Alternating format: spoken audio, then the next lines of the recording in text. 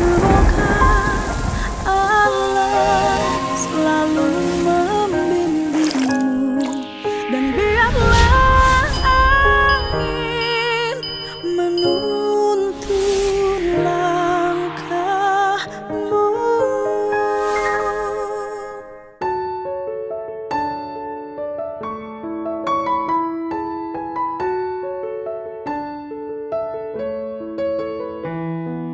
Bapak Denny Mulyadi, calon gubernur Jawa Barat.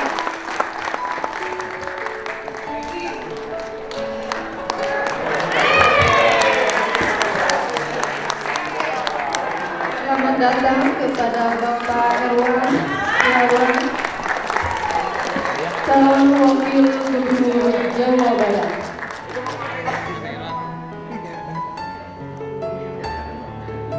Podiumnya tidak nyaman.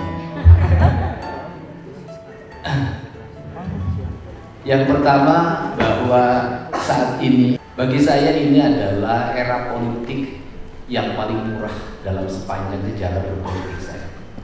Kenapa era politik paling murah? Karena lahirlah sebuah partisipasi politik publik yang lahir seperti air bah yang luar biasa, yang sanggup menghantam siapapun, yang menghalangi sebuah visi dan orientasi berpikir yang original demi kepentingan masyarakat Jawa Barat. Saya sering menangis tuh dalam setiap waktu, kok saya bisa sampai pada pencapaian ini. Perjuangan memimpin Jawa Barat ini adalah bukan perjuangan politik semata demi sebuah kemenangan, tetapi adalah sebuah perjuangan ideologi yang syarat dengan nilai-nilai yang saya meyakini nilai-nilai itu adalah nilai-nilai kultural, nilai-nilai kemuliaan, dan nilai-nilai masa depan bagi masyarakat Jawa Barat.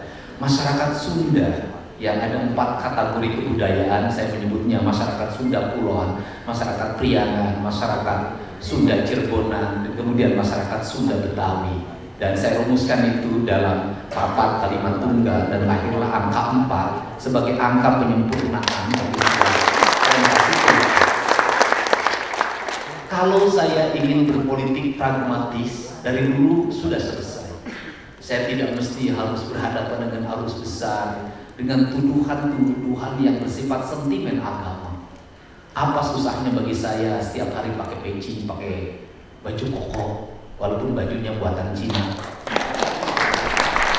walaupun kainnya dari Cina, walaupun dijahitnya dari Cina, tetap itu dianggap baju yang paling Islami.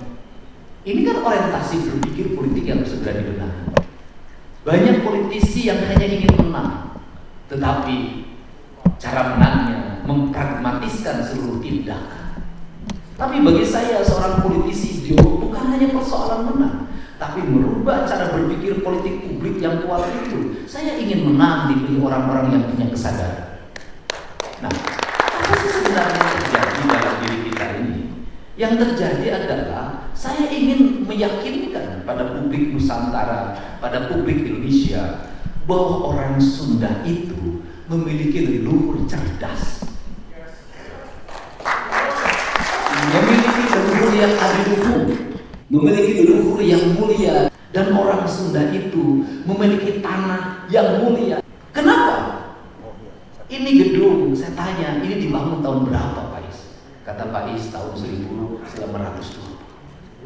Saya bilang, tahun 1920-an Belanda membangun sebuah gedung yang begitu kokoh dan indah di kota Bandung.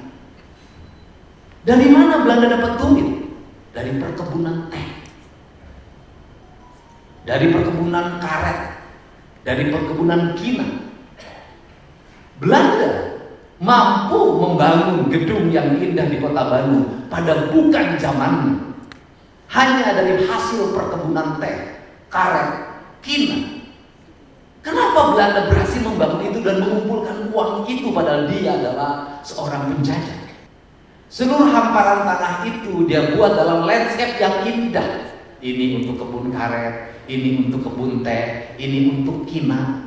Dan itu disebutnya adalah sebagai sabuk hijau. Untuk apa? Menjaga kawasan hutan. Yang hutan itu dalam prinsip orang Sunda ada lewung tutupan, ada lewung titipan, ada lewung awisan, ada lewung garapan.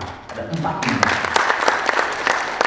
Seluruh rumusan itu dibuat dalam kerangka pembangunan yang luar biasa. Bagaimana Belanda membangun jalan dengan berkelok indah.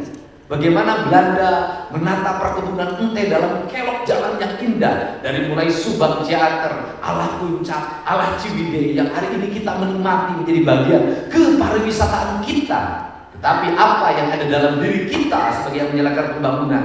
Seluruh keindahan yang diwariskan kolonial yang konon yang penjajah itu dihancur leburkan oleh cara berpikir kita yang pragmatis dan tidak ngerti landscape, tidak ngerti leluhur, tidak ngerti bagaimana tanah itu dimuliakan, bahwa orang yang memuliakan tanahnya, orang yang memuliakan airnya, orang yang memuliakan cahaya mataharinya, sesungguhnya dia bersujud pada Allah. Itu yang berikut di mana-mana. Saya katakan dari sisi teologi, saya berserah diri pada Allah. Saya ngomong adalah berserah secara batinnya, artinya roh saya. Tetapi ketika saya berserah Bapak secara batinnya, yang menikmati kebahagiaan batinnya itu cuma diri saya sendiri. Yang menikmati penyerahan itu hanya diri saya sendiri. Yang mendapat manfaat hanya diri saya sendiri. Tetapi sebagai Muslim, saya harus memberikan manfaat bagi banyak orang. Bagaimana teologi penyerahan diri pada Allah itu? Kan Allah itu kita berserah. Ketika kita berserah pada Allah, maka kita harus berserah pada apa? Pada hukum Allah. Ketika kita berserah pada hukum Allah mana yang tidak ada tafsirnya? Hukum Allah yang tidak ada tafsirnya, yang tidak melahirkan mazhab, yang tidak melahirkan golongan, yang tidak melahirkan kelompok, itu satu, yaitu hukum alam. Hukum alam itu tidak perlu ditafsirkan.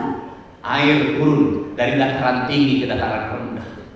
Udara bergerak dari tekanan tinggi ke tekanan rendah. Setiap orang yang melempar ke atas maka dia jatuh ke bawah. Musimnya diatur. Maka kalau sudah seperti itu, maka dalam perspektif saya, berserah diri pada Allah itu artinya bahwa saya harus berserah diri pada hukumnya Allah. Ketika saya jadi gubernur, maka saya harus membangun berdasarkan kaidah yang berserah diri pada hukum Allah. Ketika saya jadi gubernur, ketika saya berserah diri pada hukum Allah, maka arsitektur bangunan di kaki gunung harus arsitektur bangunan didasarkan pada hukumnya gunung. Arsitektur bangunan di daerah pantai, maka arsitekturnya harus didasarkan pada daerah pantai. Arsitektur bangunan di daerah tengah, maka arsitekturnya didasarkan pada daerah tengah. Maka aliran air harus mengikuti hukum Allah, aliran jalan harus mengikuti hukum Allah, menanam pohon harus mengikuti hukum Allah. Tidak boleh bertentangan. Apa yang terjadi di negeri ini hari ini adalah orang tiap hari bicara beriman pada Allah, berserah pada Allah, tapi membangunnya bertentangan dengan hukum Allah. Kalau bertentangan dengan Allah, maka apa yang terjadi? Ketika bencana, terjadilah bencana besar, kematian tak dapat dihitung. Orang Jepang itu ketika bencana hanya sedikit meninggal. Benar, orang Jepang tidak Islam, tetapi orang Jepang taat pada hukumnya Allah. Kita mau beriman pada Allah, gunung dilarung, tanah dirubah. Anda beriman pada Allah, gunung-gunung ada cabutin batunya, ada cabutin pohonnya, bencana di mana-mana. Di mana letak beriman? Itu gugatan saya, teman. Maka kita harus mulai. Maka di situ saya berkata, leluhur saya itu leluhur yang mulia, yang sudah menerapkan hukum dalam kehidupannya dan mengamanatinya. Kata dia, tata ruang yang baik itu adalah tata ruang. Gunung kudu awian, lengkok kudu balongan, tebak kudu sawah. Tata ruang. Itu ilmu tata ruang. Gunung-gunung kudu awian. Kenapa kudu awian? Karena dalam ilmu ekosistem, bambu adalah induknya dari ekosistem. Karena apa? Bambu itu daunnya bisa menangkap partikel debu karena asap, sehingga polusi bisa diselesaikan dengan pohon bambu. Bambu itu kemudian akar-akarnya begitu banyak dan berantai seperti tidak pernah berhenti. Dia mengekang kuat seluruh tanahnya. Dan bambu itu ketika dipotong dia tumbuh lagi yang baru. Dan bambu itu dijaga oleh ular bernama King Cobra. King Cobra itu pasti ada di rumpun bambu. Karena apa? Karena rumpun bambu itu adalah pusat ekosistem. Bukankah ekosistem itu hukumnya Allah? Bukankah orang-orang kiai yang tinggi mengatakan orai tasbih ke Allah, sireu tasbih ke Allah, kuda tasbih ke Allah, laut tasbih ke Allah, sadayana gini nudirina la ilaha illallah. Ketika kita merusak ekosistem mereka, sesungguhnya kita sedang memperak-pendahkan mereka makhluk Allah yang sedang bertasbih dan berzikir. Pemahaman itulah yang saya miliki selama ini. Nah, karena kerangka itulah akan melahirkan apa ini konsep pembangunan? Akan melahirkan konsep pembangunan yang kata kaidah Sunda disebutnya ciri sabumi, cara sadesa, jawadah tutung biritna, sacarana lain tempat sejen igel. Maka ciri sabumi ada kalimatnya sa, karena kalimatnya sa itu adalah kalimat persenyawaan, kalimat penyatuan. Maka dalam kaidah Islam itu ini ketua Partai Gelora tahu Tuhan itu kadang berkata kami dan kadang berkata aku. Maka ada tunggal, ada jamak. Ketika ada tunggal, ada jamak, maka orang Sunda itu sudah bertauhid. Bagaimana tauhidnya orang Sunda? Ciri sabumi, artinya apa? Antara bumi yang terdiri dari ragam ekosistem dan kehidupan, dan banyak kehidupan di situ. Manusia yang bercirinya bersatu atau bersenyawa. Kalau sudah bersenyawa berarti manunggal. Kalau sudah manunggal hukumnya ada 3. Ayah makhluk, ayah pangesi makhluk, ayah mengesikan makhluk. Kalau sudah seperti itu apa? Maka kata orang Sunda, papat kalimat tunggal, panon mata nak awas, celik na ngadangan, irung na ngangse, letah na ngucap, tunggal na dinu rasa nu sampurna kumaha nu Islam cekurang Sunda. Nu celik putih cak herang cak bulan 14 jalan gede sasapuan tegede temalung. Dan di dalam perspektif agama bagi orang Sunda adalah orang yang beragama paling baik adalah orang yang bersih hati. Karena orang yang bersih hatinya maka hidupnya tidak pernah punya ini penyakit yang paling jelek. Sirik, bidik, jahil, paniaya, iren, pangaskan, lumpak, tekaupan, tepayaan, keket, kene cap jahe mereka. Dia orang korek. Jadi orang Sunda itu nu korek sudah musyrik. Jadi orang musyrik kata orang Sunda itu nu korek. Kenapa korek? Mana nangis pangeran kaduit lain tahu. Korek. Kunaon teu dibikeun? Bising miskin. Kunaon? Bising teu gantian. Geuning kalimat bising. Kalimat bising itu kalimat takut. Kalau kalimat takut, kalimat tidak punya keyakinan. Perspektif. Nah, karena konsepsinya itu maka karena itulah maka orang yang beragama dan kata orang Sunda adalah orang yang bagaimana? Nulungkan butuh, nalangkan susah, nganterkan sieun, nyahangan poek. Sederhana.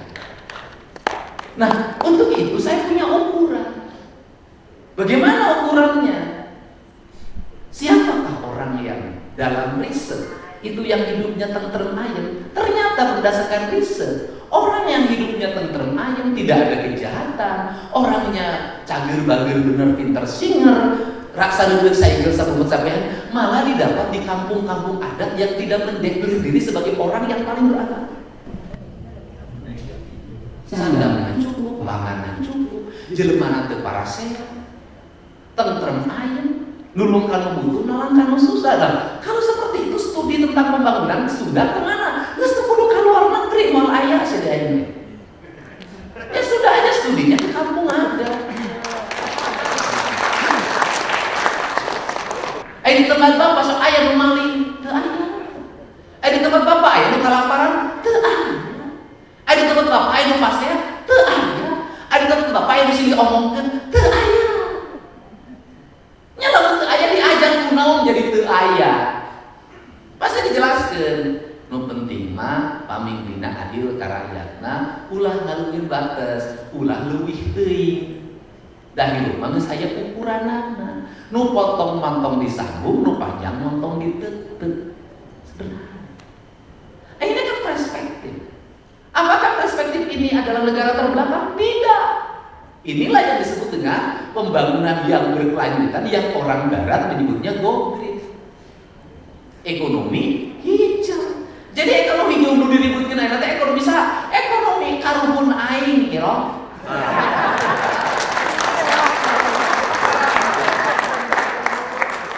Lawan ekonomi karbon aing mantake aing mah diajar kasia, aing mah diajar ka karbon aing sorangan. Nu babari kumaha diajarna kan aya dua diajarna, hiji diajar maca dan kuringnya pernah jadi mahasiswa, pernah jadi ketua cabang HMI, maca buku alus. Ari ayeuna kumaha nyata pakur. Ai pakurna kumaha nyata pakurna unggal poe. Lamun urang aya ngarti jalma nu ripuh nu susah, unggal poe kudu amrok jeung jelema susah. Meh diri maneh syukuran ngarasa maneh leuwih alus leuwih hidup tibatan maneh.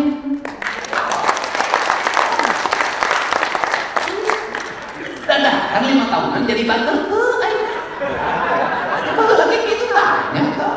Urang Purwakarta, nya aing mah kitu, aing teh jadi ripo, aing teh kudu make ajudan kan bangga. Untuk dipangmukakeun aing siga nu lugu dipangmukakeun. Itu kan sikana di ajudan tong. Urang mah biasa ki aing mah teu borangan teh sorangan ge wani.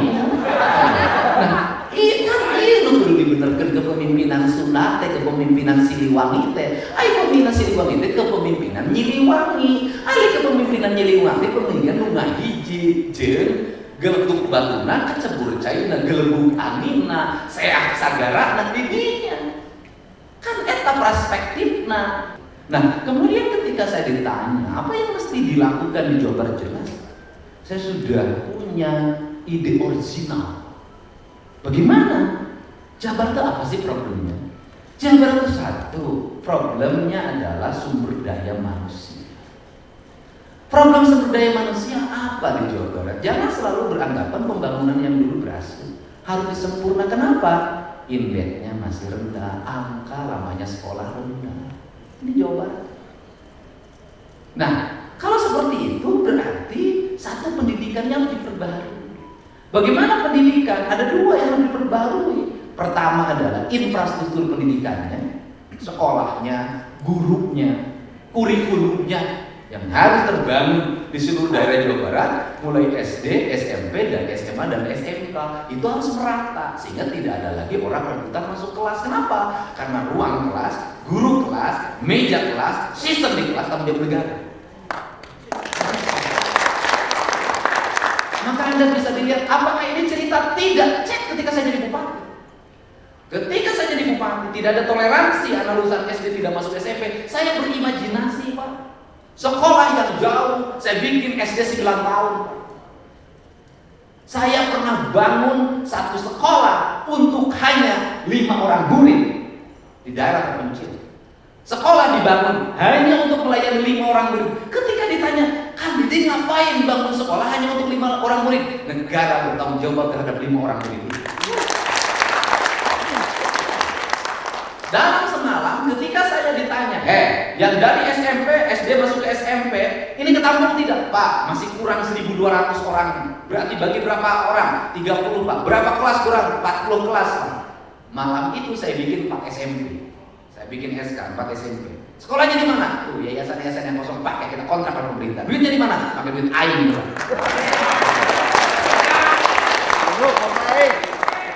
Setelah itu saya cek lagi, tingkat keterima di SMA belum Pak, belum keterima. Maka saya waktu itu dalam semalam bikin 17 SMA. Bikin kelas, yang satu pakai kantor, saya ingat betul, saya bikin STM di Purwakarta, itu menggunakan kantor balai latihan kerja dinas tenaga kerja. Semalam, mulai depan sekolah di situ, bikin STM baru. Saya itu orang yang tidak pernah berhenti berimajinasi dan berani menulis. Ukurannya apa? Ini bagus jadi ketua organisasi, bisanya seminar, asal nyen proposal, bisanya pelatihan. Nanya jadi bupati, jadi gubernur itu bisa dengan nomelan.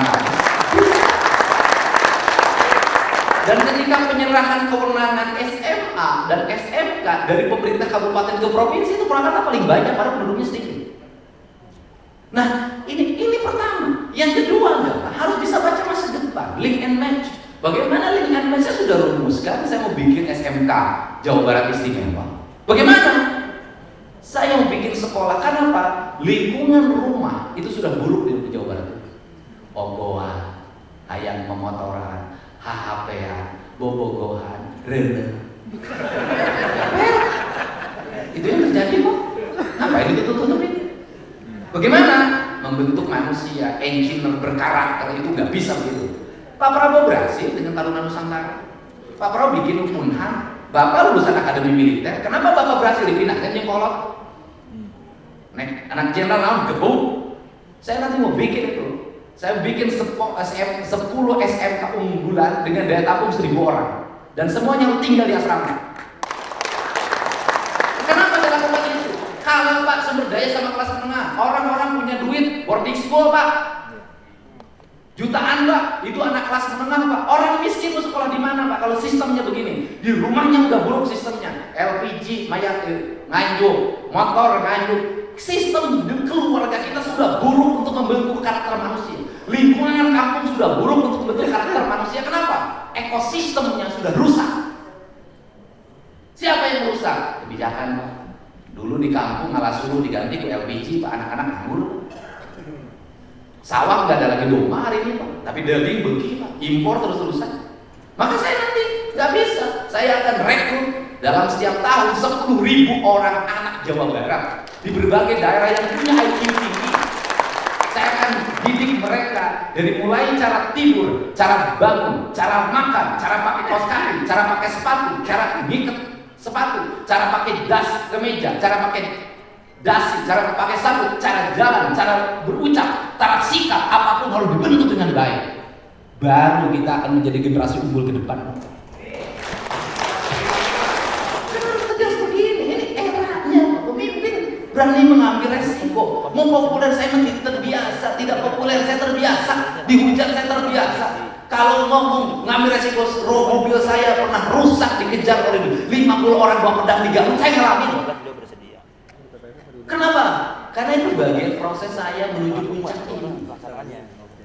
Nah ini kan harus dibangun Pak, patriotik kebangsaan itu harus ada wujudnya. Patriotik kebangsaan, cinta negara, bela negara, cinta tanah air, tak hanya satu, NKRI, harga mati. Kali tuaran, Arisia harga mati, harga beas, Abdi prajurit Pajajaran mencintai tanah Sunda.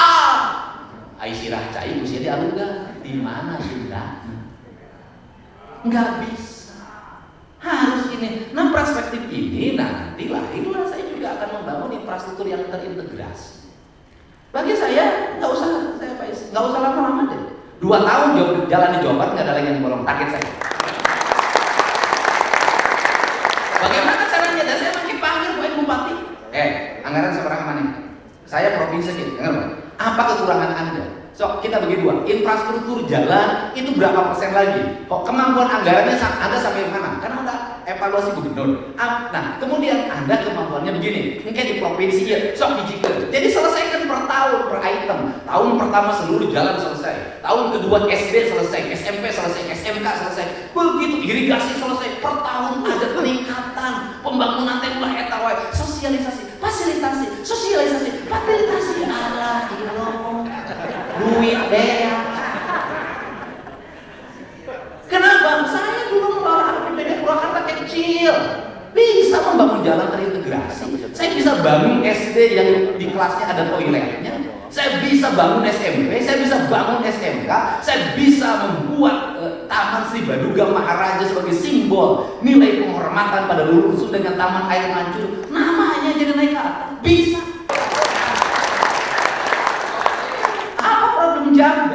Problem jaga itu adalah masih minimnya layanan kesehatan. Bagaimana? Coba lihat rumah sakit Hasan Sadikin.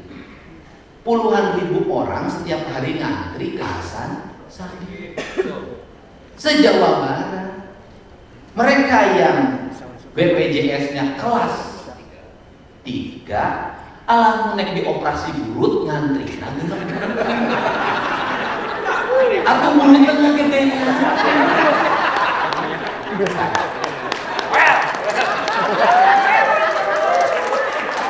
Ini yang disebut pemimpin jenaka ini Pak. Jadi Sunda, mereka juga kan jenaka. Jadi tarahin. Nah, ini bukan problem Pak. Ya, ke depan gimana? Saya udah ngomong berkali-kali. Satu, tingkat layanan yang harus dibangun diperkuat itu adalah layanan puskesmas. Maka konsep puskesmas rawat inap itu harus diperkuat. Untuk apa? Agar orang tidak semuanya ngantri ke rumah sakit kabupaten. Karena ini di sistem layanan berbasis BPJS dan kemudian misalnya free, nanti ada jaminan dari pemerintah. Ogohan kan? Saya tuh ngalamin Pak di Purwakarta dulu layanan ambulan online kita tahu dia biasa jalan. Pak Ripun Panau mobil naik ambulan. Itu Pak rakyat kita loh. Iya. Itu saya ditelepon supir ambulan air Pak Panau. Iya warga Cijunti Pak. Ayang yang tadi antarkan ambulan dicek penyakitnya pilek Pak. Ini kalau rakyat kita ini kalau manja kadang-kadang tidak rasional. Akhirnya karena free layanan dibayarkan oleh waktu itu saya punya jaminan layanan Purwakarta istimewa, seluruh rakyat boleh berobat di rumah sakit 11 rumah sakit Purwakarta, di Jakarta, kemudian di Bandung, termasuk tukang macul, tukang bangunan segala kalau sakit itu dijamin Pak asal liatin KTP, jadi nggak usah pakai kartu yang lain, online. Nah itu dampaknya itu Pak. Aduh Bapak sih gara-gara jangan berobat gratis. Eta macam pilek, kamu ambulan. Nah, ini harus diperkuat Pak agar tidak numpuk di kabupaten. Nah, perkuatannya itu di setiap kecamatan harus ada lab, laboratorium setingkat laboratorium terus ada. Untuk apa? Mengidentifikasi publik apa sih problem rakyat kita di kecamatan ini penyakitnya. Orientasinya untuk apa? Sudah jangan berobat pengobatan. Bagaimana membangun hidup yang sehat? Berarti di daerah ini penyakitnya umumnya ini. Bikin audit lingkungan, penyelesaiannya apa? Jangan terus-terusan berobat. Tetapi juga dari sisi pengobatan berarti angka biaya untuk berobatnya, beli obatnya, alat kesehatannya diarahkan untuk itu. Nah, kemudian provinsi nggak usah bangun rumah sakit di Bandung. Perkuat rumah sakit layanan kabupaten kota, bikin kualifikasi kabupaten ini layanan ibu dan anak, layanan kebidanan perkuat, kabupaten ini layanan kanker, kabupaten ini layanan jantung, kabupaten ini layanan penyakit gula. Itu sambil diidentifikasi apa sih seluruh problem penyakit di Jawa Barat ini, sambil mencari solusi bagaimana rakyat tidak terus-terusan berobat. Ada ilmunya tuh. Ada ilmunya menghentikan diabetes, ada. Nanti saya gubernur, saya keluarin ilmunya. Kenapa? Kalau kita bergantung terus sama obat, sama layanan, nggak akan selesai penyakit itu terus. Ini kan penyakit terus ada political will. Bagaimana penyakit dihentikan? Penyakit itu dihentikan dan tidak dihentikan tergantung ke willnya. Itu dirumusin bagaimana membangun masyarakat yang sehat dan termasuk penguatan layanan di tingkat kesehatan di setiap kabupaten, sehingga apa? Nggak ada lagi nanti tumpukan. Jadi nggak usah lagi diasal-asalikin di kabupaten sudah ada unit layanan itu. Bagaimana solusi ke depan karena kekurangan dokter spesialis? Anak-anak dokter yang magang di puskesmas di kabupaten kota, magang di rumah sakit atau ASN, saya akan sekolahkan dokter spesialis dan mereka harus kembali di sini.